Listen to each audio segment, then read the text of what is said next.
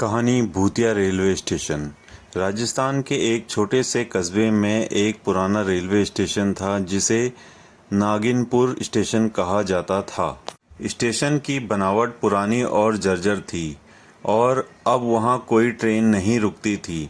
वह स्टेशन बंद होने के बाद से ही भूतिया कहलाने लगा था। लोगों का कहना था कि जो भी रात में वहां गया वह वापस नहीं आया।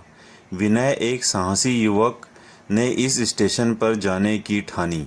उसने दोस्तों से कहा, ये सब अफवाहें हैं, मैं आज रात वहां जाऊंगा और रहस्य का पता लगाऊंगा। दोस्तों ने उसे मना किया लेकिन वह नहीं माना।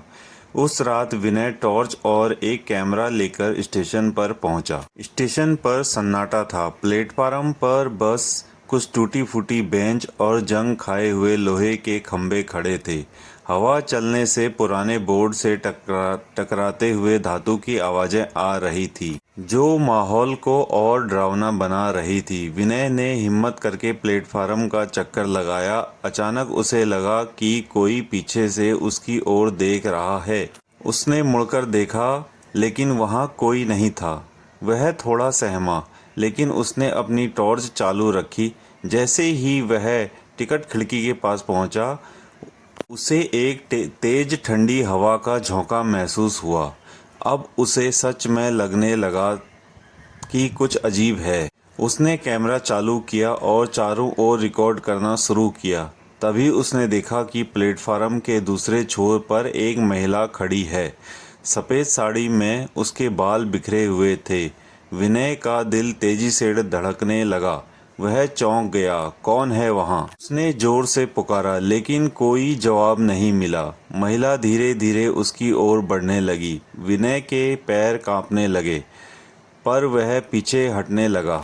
लेकिन उसके पैर किसी चीज से टकराए और वह गिर पड़ा। जब उसने उठाकर देखा तो वह महिला बिल्कुल सामने थी।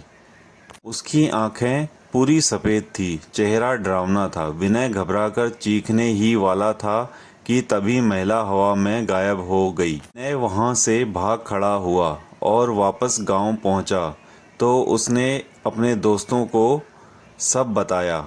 अगले दिन जब उसने कैमरे की रिकॉर्डिंग चेक की तो उसमें सिर्फ अंधेरा और टूटे फूटे प्लेटफार्म की तस्वीरें थी, लेकिन वह महिला कहीं दिखाई नहीं दे रही। उसके बाद विनय ने उस स्टेशन का नाम कभी नहीं लिया और गांव वालों ने उसे समझाया कि कुछ रहस्य ऐसे होते हैं जिन्हें जानने की कोशिश नहीं की जानी चाहिए। धन्यवाद।